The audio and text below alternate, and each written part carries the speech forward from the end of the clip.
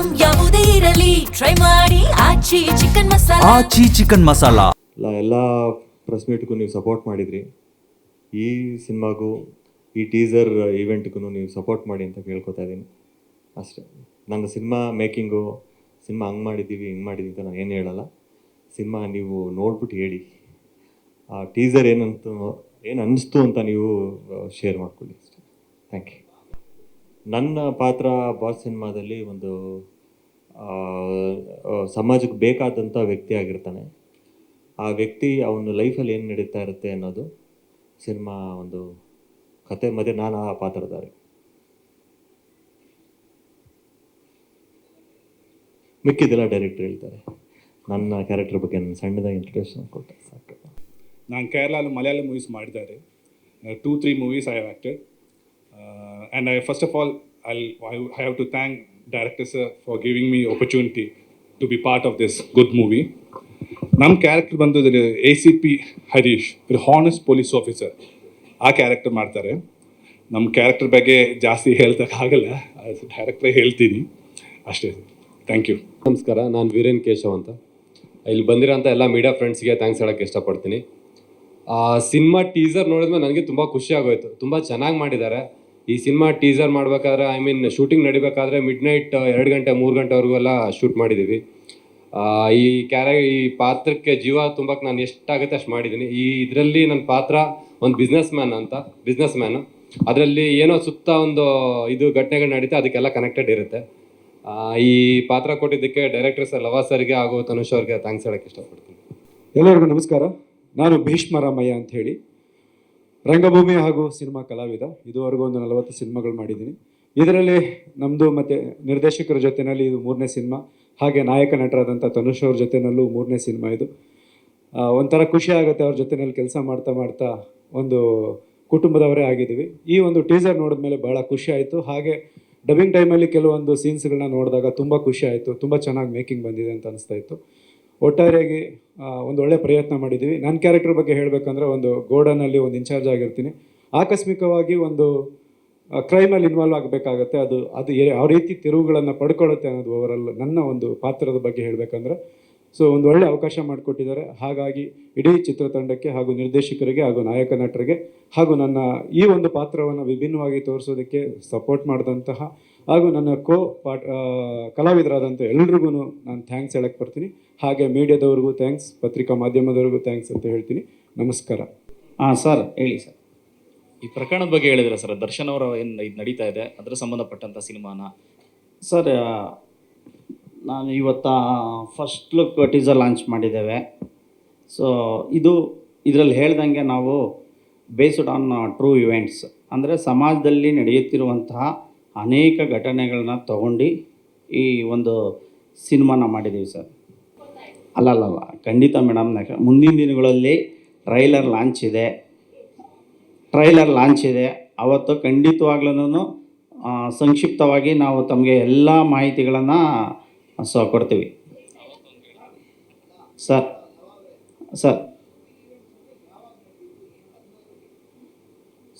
True events ಅಂದರೆ ಈಗ 2025 ನಡೆದಿರೋಂಥದ್ದು, 24 ನಡೆದಿರೋಂಥದ್ದು, ಆ ಥರ ಘಟನೆಗಳನ್ನ ನಾವು ತೊಗೊಂಡು ಮಾಡಿರೋಂಥದ್ದು ಸರ್. Crime related sir.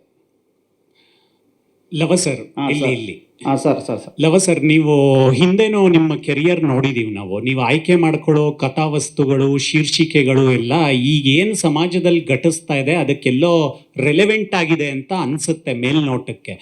ಇದು ನಿಮಗೆ ಉದ್ದೇಶಪೂರ್ವಕ ಅನ್ಸುತ್ತಾ ಅಥವಾ ಕೋಇನ್ಸಿಡೆನ್ಸಾ? ಇಲ್ಲ ಸರ್, ನಾನು ಒಬ್ಬ ವಕೀಲನಾಗಿ ಜೊತೆಗೆ ಡೈರೆಕ್ಟ್ರಾಗಿ ನಾನು ಸಿನಿಮಾ ನಿರ್ದೇಶನ ಮಾಡಬೇಕಾದ್ರೆ ನನಗೆ ಸಮಾಜದಲ್ಲಿ ಏನು ಕಂಟೆಂಟ್ ಇರುತ್ತೆ ಆ ಕಂಟೆಂಟ್ ಮಾಡೋವಂಥ ಅಭಿರುಚಿ ನನ್ನಲ್ಲಿದೆ.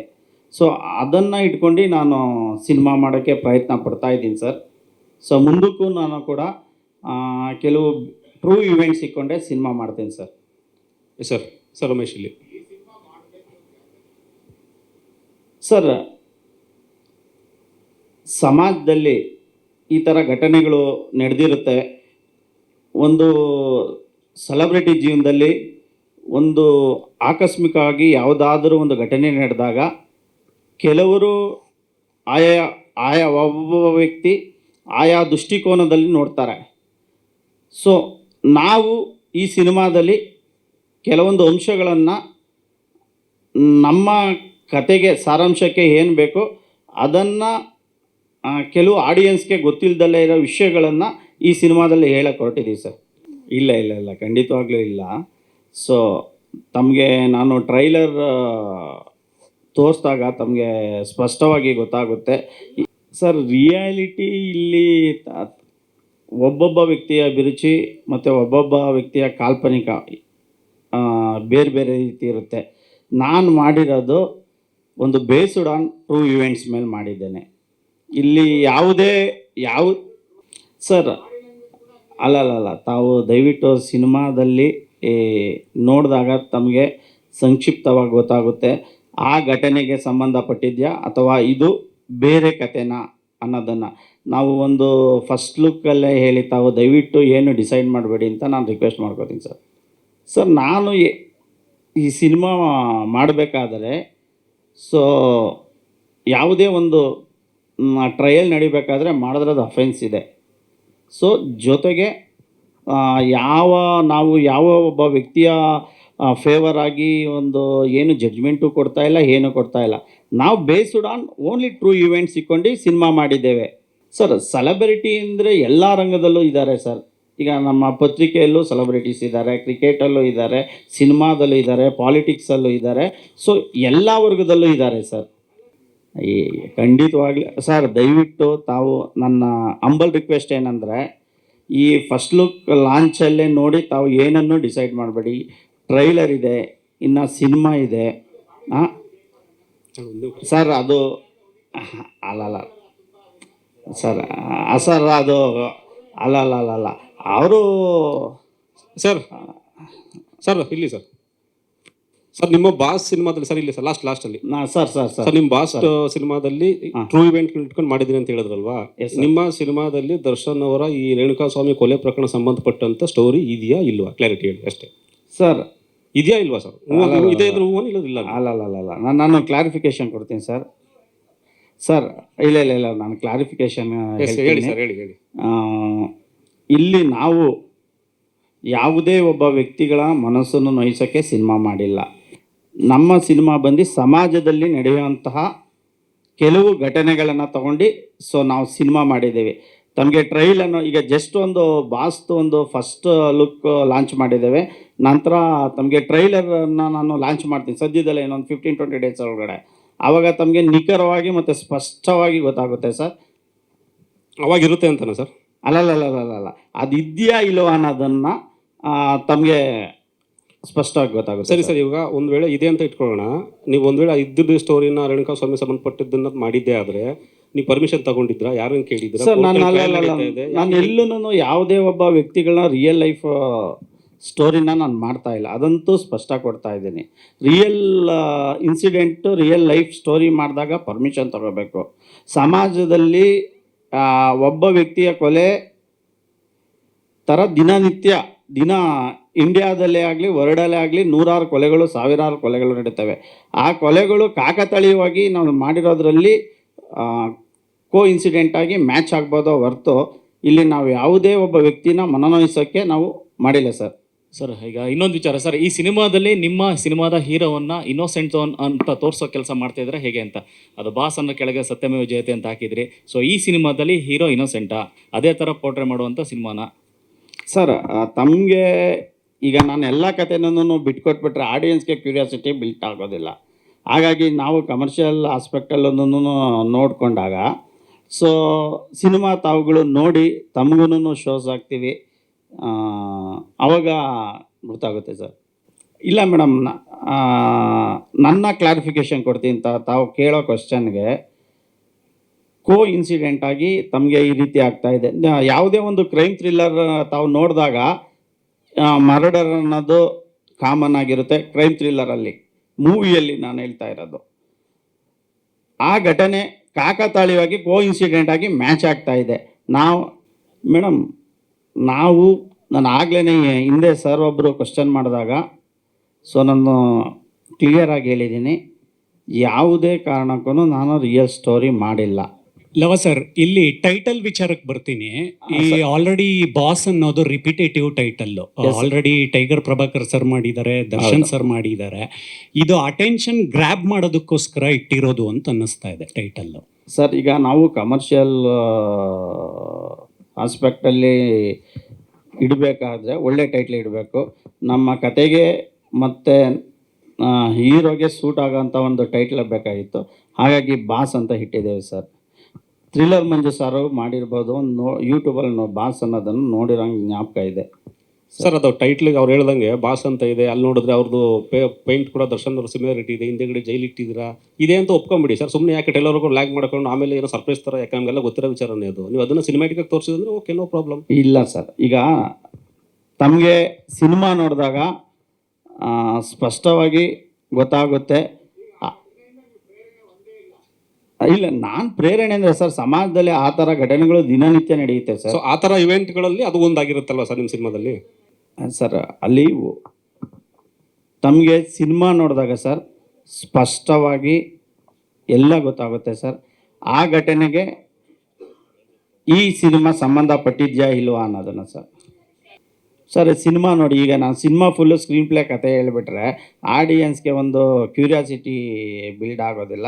ದಯವಿಟ್ಟು ನಾನು ಮುಂದಿನ ದಿನಗಳಲ್ಲಿ ಸ್ಪಷ್ಟವಾಗಿ ಖಂಡಿತವಾಗ್ಲೂ ತಮ್ಮ ಮುಂದೆ ನಾನು ಹೇಳ್ತೀನಿ ಸರ್. ಮೇಡಮ್, ನೆಕ್ಸ್ಟ್ ಮಂತ್ ಮಾಡೋಣ ಅಂತ ಪ್ಲ್ಯಾನ್ ಇದ್ದೀವಿ ಮೇಡಮ್. ತನೀಶ್, ನಿಮಗೆ ಪ್ರಶ್ನೆ. ಈಗ ಡೈರೆಕ್ಟ್ರು ಪಾಪ ಅವರು ಆ್ಯಂಗಲಲ್ಲಿ ಎಲ್ಲ ಹೇಳ್ತಾರೆ. ಹಾಂ ಸರ್. ನೀವು ಈ ಸಿನಿಮಾ ಒಪ್ಕೊಂಡಾಗ ಅವ್ರು ಹೇಳಿದ ಕತೆ ಈಗ ನಮಗೆ ಹೇಳ್ತಾ ಇದ್ದಾರಲ್ಲ, ಹಾಗೆ ಹೇಳಿದ್ರ ಅಥವಾ ರಿಯಲ್ಲಾಗೆ ಇದು ಇನ್ಸಿಡೆಂಟ್ ಅದೇನಾ ಅಂತ ಹೇಳಿದ್ರೆ ನೀವು ಕರೆಕ್ಟಾಗಿ ಹೇಳಿ. ಏನಂತ ಹೇಳಿದ್ರೆ, ಇವಾಗ ಅವರು ಹೇಳ್ದಂಗೆ ಕೆಲವೊಂದು ಘಟನೆಗಳು ಮ್ಯಾಚ್ ಆಗ್ಬೋದು ಸರ್. ಫಾರ್ ಎಕ್ಸಾಂಪಲ್, ಬಾಸ್ ಅಂತ ಟೈಟಲ್ ಇಟ್ಟಿದ್ದಾರೆ. ಬಾಸ್ ಅಂತ ಇನ್ನೂ ದೊಡ್ಡ ಸ್ಟಾರ್ ಒಬ್ರಿಗೆ ಹೆಸರಿದೆ, ಅದು ನಿಮಗೂ ಗೊತ್ತದು, ಬಿಗ್ ಬಾಸ್ ಅಂತ ಇದೆ. ಹೆಸರಿಟ್ಟಿದ ಮಾತ್ರಕ್ಕೆ ಅದೇ ಸಬ್ಜೆಕ್ಟ್ ಆಗಿರಲ್ಲ ಸರ್. ಆದರೆ ಸನ್ನಿವೇಶಗಳೆಲ್ಲ ಬಂದಾಗ ಏನು ಅನ್ಕೋಬೇಕು? ಅದೇ ಆ ಇನ್ಸಿಡೆಂಟ್ಗೂ ಮೊದಲು ನೀವು ಸಿನಿಮಾ ಟೀಸರ್ ಬಿಟ್ಟಿದ್ರೆ ಅದು ನಾವು ಒಪ್ಕೋತಿದ್ವಿ. ಆದರೆ ಇನ್ಸಿಡೆಂಟ್ ಎಲ್ಲ ಆದಮೇಲೆ ಎಲ್ಲದೂ ಸೇಮ್ ಟು ಸೇಮ್ ಸಿಚುವೇಶನ್ನ ನೀವು ಸ್ಕ್ರೀನ್ ಮೇಲೆ ತರೋದಾದರೆ ಒಪ್ಕೊಳ್ಳೋದು ಹೇಗೆ? ಆಮೇಲೆ ಇದು ಒಂದು ಪ್ರಚಾರದ ಗಿಮಿಕ್ಕ, ಇದು ನನಗೆ ಬೇಕು. ಯಾಕಂದರೆ ಲವ ಅವರು ಮೊದಲನೇ ಸಿನಿಮಾ ಅಯೋಧ್ಯಪುರಂ ಅಂತ ಮಾಡಿದ್ರು, ನಿಮ್ಗೆ ಗೊತ್ತು. ಅಯೋಧ್ಯಪುರಂ ಕೂಡ ಅದೇ ವಿವಾದ ಕಾರಣ ಆಯಿತು. ಅದಾದಮೇಲೆ ಇನ್ನೊಂದು ಸಿನಿಮಾ ಮಾಡಿದ್ರು, ಅದು ಕೂಡ ಹಾಗೆ ಆಯಿತು. ಈಗ ಬಾಸ್. ಸೊ ಎಲ್ಲ ಒಂದು ಕಡೆಗೆ ಒಂದು ಸಿನಿಮಾ ಕಂಟೆಂಟಿಗೆ ಹೊತ್ತು ಕೊಡಬೇಕೇ ವಿನಾಕಾರಣ ಅದು ಪ್ರಚಾರಕ್ಕೆ ಅಥವಾ ಬೇರೆ ರೀತಿಯ ಗಿಮಿಕ್ಕಿಗೆ ಆಗಬಾರ್ದು. ಆ ಕಾರಣಕ್ಕೆ ನಾನು ನಿಮಗೆ ಕೇಳ್ತಾ ಇರೋದು, ನಿಮ್ಮನ್ನು ಒಪ್ಸಿದ್ದು ಹೇಗೆ ಈ ಕತೆ? ಅಥವಾ ನಿಮಗೆ ಗೊತ್ತಿದ್ದು ಕೂಡ ನಾಳೆ ಈ ಪ್ರಶ್ನೆಗಳು ಎದುರಾಗುತ್ತವೆ ಅನ್ನೋದು ಗೊತ್ತಿರಲಿಲ್ವಾ? ಸರ್, ಸಿನಿಮಾ ಪ್ರಚಾರ ಒಂದಕ್ಕೋಸ್ಕರನೇ ಸಿನಿಮಾ ಮಾಡಿಲ್ಲ ಸರ್. ನೀವು ಹೇಳಿದ್ರಿ ಇವಾಗ ಸಿನಿಮಾ ಕತೆ ಮಾತಾಡಬೇಕು, ಕಂಟೆಂಟ್ ಮಾತಾಡಬೇಕು, ಬರೀ ಪ್ರಚಾರದ ಗಿಮಿಕ್ ಮಾಡಬಾರ್ದು ಅಂತ ಹೇಳಿದ್ರಿ. ಅದು 100% ನಾವು ಕಂಟೆಂಟಲ್ಲಿ ಏನೇನು ಬೇಕೋ, ಎಂಟರ್ಟೈನ್ಮೆಂಟ್ ಫ್ಯಾಕ್ಟರ್ಸ್ ಏನೇನು ಬೇಕೋ, ಅಥವಾ ಒಂದು ಸಿನಿಮಾದಲ್ಲಿರೋ ಕ್ರೈಮ್ ಥ್ರಿಲ್ಲರ್ ಏನಿದೆ ಅದಕ್ಕೆ ಏನೇನು ಬೇಕೋ ಎಲ್ಲನೂ ಮಾಡಿದ್ದೀವಿ ಸರ್. ಅದೇ ನೀವು ಸಿನಿಮಾ ನೋಡ್ತಾ ಇರಬೇಕಾದ್ರೆ ಯಾವುದೋ ಒಂದು ಇದು ಇನ್ಸಿಡೆನ್ಸ್ಗೆ ಅಥವಾ ನಡೆದಂಥ ಘಟನೆಗೆ ಹತ್ತತ್ರ ಅಂತ ಅನಿಸ್ಬೋದು. ಅದು ಅದೇ ಆ್ಯಕ್ಚುಲಿ ಕೋ ಇನ್ಸಿಡೆಂಟ್ಲಿ ಅಷ್ಟೇ. ಅದು ಇವಾಗ ಇದು ಮಾಡಿರೋದನ್ನು ಅಷ್ಟೇ. ಇವಾಗ ಒಂದು ಸಿನಿಮಾ ಬೋನಲ್ಲಿದೆ, ಇಲ್ಲಿ ಆಚೆ ಒಬ್ಬರು ನಿಂತಿದ್ದಾರೆ, ಅದು ಇಮ್ಯಾಜಿನಬಲ್ ಆಗ್ಬೋದಲ್ಲ ಸರ್. ನಾವು ಇಮ್ಯಾಜಿನೇಷನಲ್ಲೂ ಮಾಡ್ಕೊಬೋದಲ್ಲ ಸರ್ ಅದನ್ನು. ಸರ್, ಅದು ನಾನು ಖಂಡಿತವಾಗ್ಲೂ ಆ ಥರ ಮಾಡಿಲ್ಲ ಸರ್. ನೀವು ಹೇಳ್ತಾರ ಇದು ಅರ್ಥ ಆಯ್ತು ನನಗೆ. ನಾನು ಎಡ್ಕೊಂಬರೋ ಸ್ಟೈಲು ಅದು ಅಂತೆಲ್ಲ ಹೇಳ್ತಾ ಇದ್ದೀರಾ. ನಾನು ಆ ಥರ ಮಾಡಿಲ್ಲ, ನಾನು ತನುಷ್ ಹಾಗೆ ಮಾಡಿದ್ದೀನಿ ಸರ್, ಅದೆಲ್ಲ ಅಭಿನಯ ಅಷ್ಟೇ. ಡೈರೆಕ್ಟರ್ ಸರ್ಗೆ ಇಲ್ಲಿ ಇಲ್ಲಿ ಇಲ್ಲಿ ಎಸ್ ಮೇಡಮ್, ಎಸ್ ಮೇಡಮ್. ಈಗ ಒಂದು ಪ್ರೆಸ್ ಮೀಟಿಗೆ ಇಷ್ಟು ಕ್ವಶನ್ಸ್ ಬರುತ್ತೆ ಅಂದಮೇಲೆ ಸೆನ್ಸಾರ್ ಬೋರ್ಡಿಂದ ಕೂಡ ಒಂದಿಷ್ಟು ಕ್ವಶನ್ಸ್ಗಳು ಬಂದೇ ಬರುತ್ತೆ. ಸೆನ್ಸಾರ್ ಕಟ್ ಕೂಡ ಆಗುವ ಚಾನ್ಸಸ್ಗಳು ಇರಬಹುದು. ಬಟ್ ಹೆಂಗೆ? ಯಾಕಂದರೆ ಕೆಲವೊಂದು ಸಿನಿಮಾಗಳು ಲಾಸ್ಟ್ ಮೂಮೆಂಟಲ್ಲಿ ಒಂದು ಡೇಟ್ ಅನೌನ್ಸ್ ಮಾಡಿರ್ತಾರೆ, ಆ ಟೈಮಿಗೆ ಸೆನ್ಸಾರಿಂದ ಸರ್ಟಿಫಿಕೇಟ್ ಸಿಗದೆ ರಿಲೀಸ್ ಆಗದೆ ಮುಂದೂಡಿದ್ದು ಇದೆ. ಸೊ ಈ ಕಾರಣಕ್ಕೆಲ್ಲ ತಗೊಂಡಿದ್ದೀರಾ ಕ್ರಮ ಅಥವಾ ಮುಂಜಾಗ್ರತಾ ಕ್ರಮ ಏನಾದರೂ ವಹಿಸ್ಕೊಂಡಿದ್ದೀರಾ, ಹೇಗೆ? ಮೇಡಮ್, ಸೆನ್ಸಾರ್ ಅವರು ಏನು ಟರ್ಮ್ಸ್ ಆ್ಯಂಡ್ ಕಂಡೀಷನ್ ಅನ್ನೋದಕ್ಕಿಂತ ಅವ್ರು ಏನು ರೂಲ್ಸ್ ಅಪ್ಲೈ ಮಾಡ್ತಾರೆ ಅದಕ್ಕೆ ನಾವು ಬದ್ಧ ಆಗಿರಬೇಕು. ಪ್ರತಿಯೊಬ್ಬ ಸಿನಿಮಾ ಮೇಕರ್ ಅವರು ಬದ್ಧ ಆಗಿರಬೇಕು. ಹಾಗಾಗಿ ಅವರು ಏನು ಹೇಳ್ತಾರೋ ಅದನ್ನು ನಾವು ಮಾಡ್ತೀವಿ. ನಮಗೆ ಸ್ಯಾಟಿಸ್ಫ್ಯಾಕ್ಷನ್ ಆಗಲಿ ಅಂದರೆ ರಿವೈಸ್ ಕಮಿಟಿ ಇದೆ, ಅಲ್ಲಿ ಹೋಗ್ತೀವಿ. ಸೊ ಇನ್ನು ಅಪಿಲೆಂಟ್ ಇರುತ್ತೆ, ನಾವು ಅಲ್ಲಿ ಹೋಗ್ತೀವಿ ಮೇಡಮ್. ಸರ್ ಅದನ್ನು ದಯವಿಟ್ಟು ಸಿನಿಮಾದಲ್ಲಿ ತಾವು ನೋಡಿದ್ರೆ ಗೊತ್ತಾಗುತ್ತೆ ಸರ್. ನಾನು ಎಲ್ಲ ಕಥೆನೂ ಈಗಲೇ ಹೇಳ್ಬಿಟ್ರೆ ಸರ್,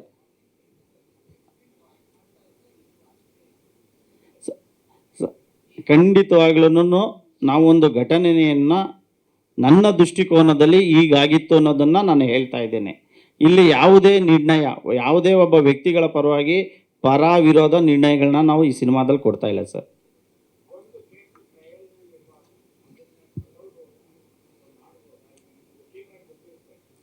ಸರ್ ಅದು ತಗೊಂಡ್ರೆ ನಾನು ಒಂದು ಕೇಸ್ ಟ್ರಯಲ್ ನಡಿಬೇಕಾದ್ರೆ ತೊಗೊಂಡ್ರೆ ಅದು ಸಬ್ಜುಡಿ ಆಗುತ್ತೆ. ಬಟ್ ನಾನಿಲ್ಲಿ ಯಾವುದೇ ರಿಯಲ್ ಇನ್ಸಿಡೆಂಟ್ ಸ್ಟೋರಿ ಮಾಡಿಲ್ಲ, ಹಾಗಾಗಿ ಆ ಪ್ರಮೇಯ ಬರೋದೇ ಇಲ್ಲ ಸರ್. ಅದು ಸರ್ ಟ್ರೂ ಇನ್ಸಿಡೆಂಟ್ ಅಂದರೆ ಸಮಾಜದಲ್ಲಿ ಹಲವಾರು ಘಟನೆಗಳು ನಡೀತಾ ಇರ್ತೈತೆ. ಒಬ್ಬ ಡೈರೆಕ್ಟ್ರು ಒಂದು ಕಥೆನ ಅವನ ಕಾಲ್ಪನಿಕ ಮೂಲಕ ಅನೇಕ ದಾರಿಗಳಲ್ಲಿ ಹೇಳ್ಬೋದು. ಅದನ್ನು ನಾನು ಹೇಳ್ತಾ ಇದ್ದೀನಿ ಸರ್.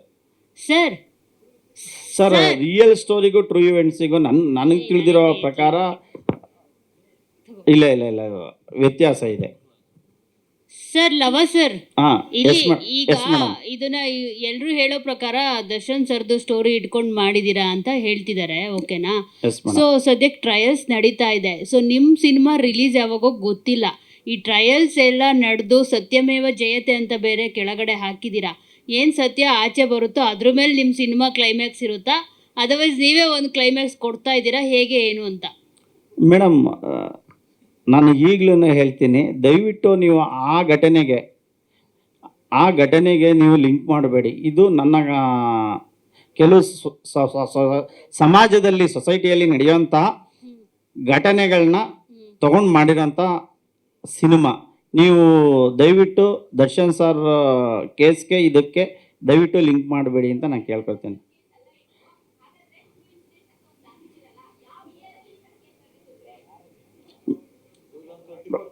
ಟ್ವೆಂಟಿ ಫೈವ್ ಮೇಡಮ್, ದಿನನಿತ್ಯ ನಡೆಯುತ್ತಿರುತ್ತೆ. ನಾವು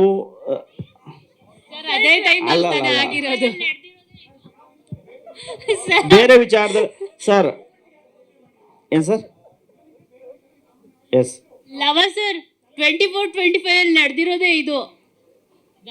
Darshan case Darshan sir case ಅವಾಗಲೇ ಅಲ್ವಾ ಸರ್ ನಡೆದಿರೋದು? ಅಲ್ಲ ಮೇಡಮ್, ಈಗ ಸಮಾಜದಲ್ಲಿ ದಿನನಿತ್ಯ ಅನೇಕ ಕ್ರೈಮ್ಸ್ಗಳು ನಡೀತಾ ಇರ್ತೈತೆ. ಆ ಕ್ರೈಮ್ಸ್ಗಳಿಗೂ ಈ ಕ್ರೈಮ್ಸ್ಗಳಿಗೂ ನೀವು ಯಾಕೆ ಕಂಪೇರ್ ಮಾಡ್ತಿದ್ದೀರಾ? ಸರ್ ಈಗ ಕಂಪೇರ್ ಮಾಡೋದಲ್ಲ, ಯಾಕಂದ್ರೆ ಇನ್ಸಿಡೆಂಟ್ ಡೇಟ್ ನೀವು ಇಯರ್ ಹೇಳ್ತಿದ್ದೀರಾ 2024-25 ಟ್ರೂ ಸ್ಟೋರಿ ಅಂತಾನು ಹೇಳ್ತಾ ಇದ್ದೀರಾ. ದರ್ಶನ್ ಅವರ ರಿಲೇಟೆಡ್ ಕತೆ ಅಲ್ಲ ಅಂತಾನು ಹೇಳ್ತಿದ್ದೀರಾ. ಬಟ್ ನೋಡುಗರಿಗೆ ಅದು ಅದೇ ತರ ಪೋರ್ಟ್ರೇ ಆಗ್ತಾ ಇದೆ. ಅದನ್ನ ಯಾಕೆ ಇಟ್ರಿ? ಹಂಗಿದ್ರೆ ಪೋರ್ಟ್ರೇ ಆಗುತ್ತೆ ಅಂತ ಗೊತ್ತಿದ್ದು ಅದನ್ನ ಯಾಕೆ ಬಳಸ್ಕೋತಾ ಇದ್ರಿ ಹಾಗಿದ್ರೆ ಅಂತೇಳಿ? ಬೇರೆ ತರನು ಕ್ರೈಮ್ ಇನ್ಸಿಡೆಂಟ್ಗಳು ನಡೆದಿದೆಯಲ್ಲ ಸರ್, ಬೇರೆ ಇನ್ಸಿಡೆಂಟ್ ಆಂಗಲ್ ಅಲ್ಲಿ ತಗೋಬಹುದಿತ್ತು. ಅಲ್ಲ, ತಾವು ಸಿನಿಮಾ ನೋಡಿದ್ರೆ ತಮಗೆ ಮೇಡಮ್ ಶೋಸ್ ಆಗ್ತೇನೆ, ಅವಾಗ ನಿಮಗೆ ಸ್ಪಷ್ಟವಾಗಿ ಕ್ಲಿಯರ್ ಆಗಿ ಗೊತ್ತಾಗುತ್ತೆ ಈ ಸಿನಿಮಾದಲ್ಲಿ ಯಾವುದೇ ಒಬ್ಬ ವ್ಯಕ್ತಿಗಳ ವಿಕ್ಟಿಮ್ ಇರ್ಬೋದು, ಅಕ್ಯೂಸ್ಡ್ ಇರ್ಬೋದು, ಯಾವುದೇ ತೇಜವಧೆ ಮಾಡಿಲ್ಲ. ಸೊ ಅದನ್ನು ತಾವುಗಳು ಸಿನಿಮಾ ನೋಡಿದಾಗ್ಲೇ ಗೊತ್ತಾಗುತ್ತೆ ಮೇಡಮ್.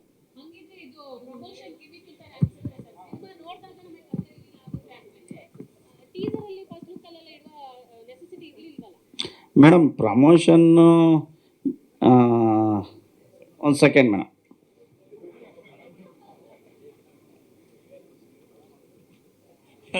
ಸರ್ ಇಲ್ಲಿ ಮೇಡಮ್, ಇಲ್ಲಿ ಈಗ ನಾವು ಮಾಡಿದ್ರೆ ಗಿಮಿಕ್ ಅಂತಾರೆ, ಕೆಲವರು ಮಾಡಿದ್ರೆ ಪಬ್ಲಿಸಿಟಿ ಅಂತಾರೆ, ಏನು ಮಾಡೋಕ್ಕಾಗೋದಿಲ್ಲ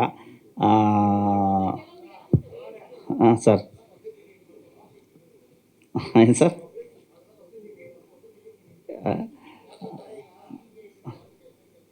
ಎಸ್ ಸರ್.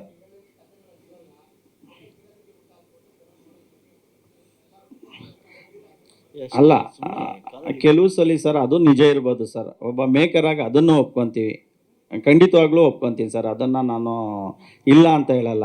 ಒಂದು ಸಿನಿಮಾನ ಆಡಿಯನ್ಸು ಥಿಯೇಟ್ರಿಗೆ ಬರಬೇಕು ಅಂದರೆ ಸೊ ನಾವು ಕ್ಯೂರಿಯಾಸಿಟಿ ಬಿಲ್ಡ್ ಮಾಡಲೇಬೇಕು, ಅವ್ರನ್ನ ಕರ್ಕೊಳ್ಳೇ ಬರಬೇಕು. ಅದರಲ್ಲೂ ಒಬ್ಬ ಮೇಕರ್ಗೂ ಅದು ಚಾಲೆಂಜ್ ಆಗಿರುತ್ತೆ. ಈ ಸಿನಿಮಾದಲ್ಲಿ ಯಾವುದೇ ಗಿಮಿಕ್ ಇಲ್ಲ ಸರ್. ಸರ್ ಈ ಸಿನಿಮಾದಲ್ಲಿ ಕೊಲೆ ಆಗಿರೋ ವ್ಯಕ್ತಿ ಯಾರು ಸರ್? ಅಂದರೆ ಆರಂಭದಲ್ಲಿ ಹೇಳ್ತಾರೆ ವಯಸ್ಸಾದ ಅಪ್ಪ ಅಮ್ಮ ಇದ್ದಾರೆ, ಹೆಂಡತಿ ಬಂದು ಗರ್ಭಿಣಿ, ಸೊ ಅವ್ರಿಗೆ ಜಯ ಸಿಗಬೇಕು ಅಂತೆಲ್ಲ ಹೇಳ್ತೀರಿ. ಯಾರು ಸರ್ ವ್ಯಕ್ತಿ, ಸತ್ತಿರೋ ವ್ಯಕ್ತಿ ಯಾರು ಅಂತ? ಶಿವಸ್ವಾಮಿ ಅಂತ ಒಬ್ಬ ವ್ಯಕ್ತಿ ಸತ್ತಿರ್ತಾರೆ ಸರ್.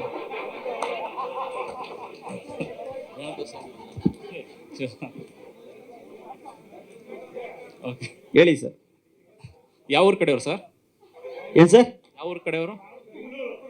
ಅಲ್ಲ, ಅದನ್ನು ನಾವು ಸಿನಿಮಾದಲ್ಲಿ ಹೇಳ್ತೀವಿ ಸರ್.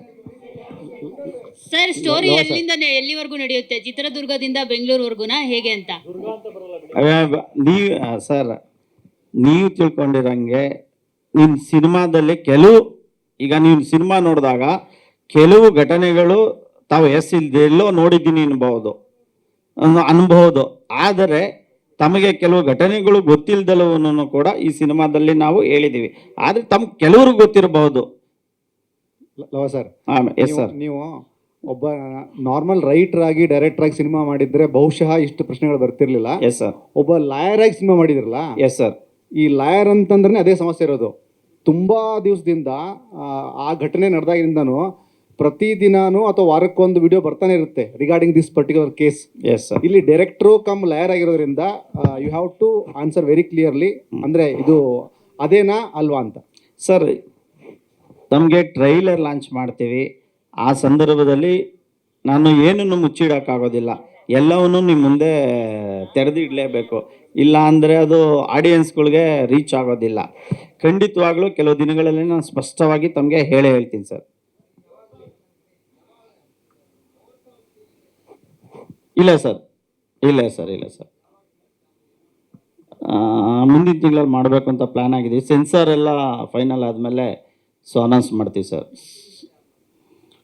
ಈಗ ಏನಂದರೆ, ಈಗ ನಮ್ಮ ಯೂಟ್ಯೂಬ್ ಚಾನಲಲ್ಲೇ ತನುಷ್ ಸ್ಟುಡಿಯೋಸ್ ಅಂತ ಯೂಟ್ಯೂಬ್ ಚಾನಲ್ ಮಾಡಿದ್ದೀವಿ ನಾವು. ಕೆಲವು ಟೀಸರ್ನ ಮತ್ತು ಆಡಿಯೋನ ಎಲ್ಲ ಕೇಳಿಸ್ತಾ ಇಲ್ಲ ಕೆಲವು ಯೂಟ್ಯೂಬ್ ಆಡಿಯೋ ಕಂಪ್ನಿಗಳಿಗೆ. ಅವರೆಲ್ಲ ಓಕೆ ಆಯಿತು, ಎಲ್ಲ ಆಯಿತು. ಕೊನೆಗೆ ಅವರು ಒಂದು 2 days 3 days ಅಂತ ಹೇಳಿ ಈ ಸಿನಿಮಾ ಬೇಡ ಸರ್, ನೆಕ್ಸ್ಟ್ ಸಿನಿಮಾ ಆದರೆ ನಾನು ಮಾಡ್ತೀನಿ, ದಯವಿಟ್ಟು ಬೇಡ ಅಂತ ದೊಡ್ಡ ಕಂಪ್ನಿಗಳೇ ಹೇಳಿದರು. ಅದಕ್ಕೋಸ್ಕರ ನಾವೇ ತನುಷ್ ಸ್ಟುಡಿಯೋಸ್ ಅಂತ ಒಂದು ಯೂಟ್ಯೂಬ್ ಚಾನಲ್ ಓಪನ್ ಮಾಡಿ ಆಡಿಯೋನು ಕೂಡ ನಮ್ಮ ತನುಷ್ ಸ್ಟುಡಿಯೋಸಿಂದನೇ ನಾವು ಲಾಂಚ್ ಮಾಡ್ತಾ ಇದ್ದೀವಿ. ಸೆನ್ಸಾರ್ ಆದಾದ್ಮೇಲೆ ನಾವು ಡೇಟು ಅನೌನ್ಸ್ ಮಾಡ್ತೀವಿ ಸರ್. ಸರ್, ಅದನ್ನು ಭವಿಷ್ಯ ನಾವೇ ಮಾಡಬಹುದು.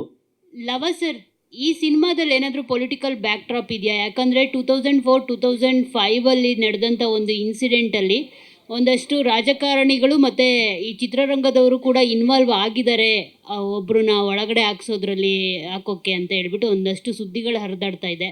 ಸೊ ಆ ಥರದ್ದೇನಾದರೂ ನಿಮ್ಮ ಸಿನಿಮಾದಲ್ಲೂ ಇದೆಯಾ ಅಂತ? ಮೇಡಮ್, ಈಗಲೇ ನೀವು ಎಂಟೈರ್ ಸ್ಕ್ರೀನ್ ಪ್ಲೇನೇ ಸ್ಟೋರಿನೇ ಕೇಳಿಬಿಟ್ರೆ ಹೇಗೆ? ಸಿನಿಮಾದಲ್ಲಿ ಇರಲೂಬಹುದು, ಇಲ್ದಲೇ ಇರ್ಬೋದು ಮೇಡಮ್. ದಯವಿಟ್ಟು ಸಿನಿಮಾ ನೋಡಿ, ಖಂಡಿತವಾಗಿಯೂ ತಮ್ಗೆ ಗೊತ್ತಾಗುತ್ತೆ ಮೇಡಮ್.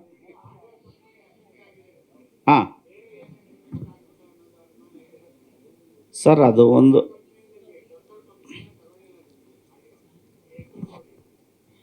ಅಲ್ಲ, ಭವಿಷ್ಯ ಹೌದು ಇರಬಹುದು. ಆದರೆ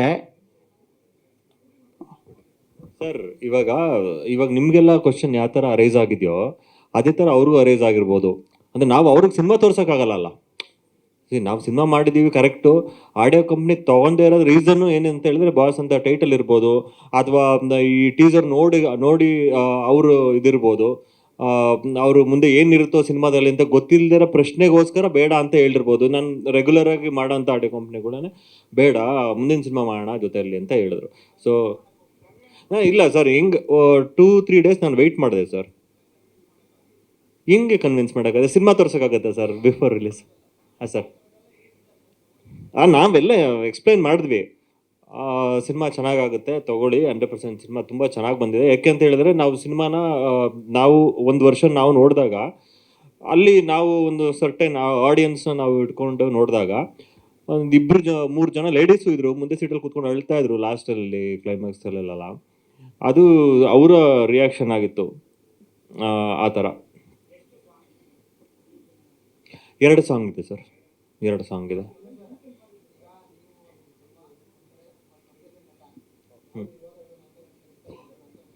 ಹೌದು ಸರ್. ಅದೇ ಅದನ್ನೆಲ್ಲ ತಲೆಯಲ್ಲಿ ಇಟ್ಕೊಂಡೆ ಒಳ್ಳೆ ಸಬ್ಜೆಕ್ಟ್ ಮಾಡಬೇಕು ಅಂದ್ಕೊಂಡೆ ಮಾಡಿರೋದು ಸರ್. ಅದು ಡೈರೆಕ್ಟ್ರ್ ಹೇಳ್ದಾಗೆ ಇವಾಗ ಯಾರಿಗೂ ಹರ್ಟ್ ಮಾಡಬೇಕು ಅಥವಾ ಯಾರಿಗೂ ಪರ್ಟಿಕ್ಯುಲರ್ ಟಾರ್ಗೆಟ್ ಮಾಡಿ ಹೊಡಿಬೇಕು ಅನ್ನೋ ಥರ ಯಾವುದು ಮಾಡಿಲ್ಲ. ಅವರ ತಲೆಯಲ್ಲಿ ಏನಿದೆಯೋ, ನನಗೆ ಕಥೆ ಹೇಳ್ಬೇಕಾದ್ರೂ ಅಷ್ಟೇ ಅವರು ನನ್ನ ತಲೆಯಲ್ಲಿ ಇದಿದೆ ಸರ್, ಈ ಥರ ಇದೆ ನನ್ನ ತಲೆಯಲ್ಲಿ, ಈ ಥರ ಸಬ್ಜೆಕ್ಟನ್ನು ಮಾಡಿದ್ರೆ ನಿಮ್ಗೆ ಒಳ್ಳೆ ಎಂಟರ್ಟೈನ್ಮೆಂಟ್ ಫ್ಯಾಕ್ಟರ್ ಇದೆ, ಮತ್ತು ಜನಗಳು ಕುಂತ್ಕೊಂಡು ಇಂಟ್ರೆಸ್ಟಿಂಗ್ ಆಗಿ ಕ್ಯೂರಿಯಾಸಿಟಿಯಿಂದ ನೋಡ್ತಾರೆ ನೆಕ್ಸ್ಟ್ ಏನಾಗ್ಬೋದು ಅನ್ನೋ ಒಂದು ನಾವು ಸ್ಕ್ರಿಪ್ಟನ್ನು ತುಂಬ ಸ್ಟ್ರಾಂಗ್ ಆಗಿ ವರ್ಕ್ ಮಾಡಿದ್ವಿ. ಇದು ಬೇರೆ ಕಡೆ ಕುತ್ಕೊಂಡು ನಮ್ಮ ಫ್ರೆಂಡ್ ಅವ್ರ ತೋಟದಲ್ಲೇ ಕುತ್ಕೊಂಡು ಮಾಡಿದ್ವಿ. ಸೊ ಆ ಸ್ಕ್ರಿಪ್ಟಿಂಗ್ ಟೈಮಲ್ಲೇ ನಮಗೆ ಗೊತ್ತಾಯ್ತು ಆ್ಯಕ್ಚುಲಿ ಸಿನಿಮಾ ಹೆಂಗೆ ಬರ್ಬೋದು ಅಂತ.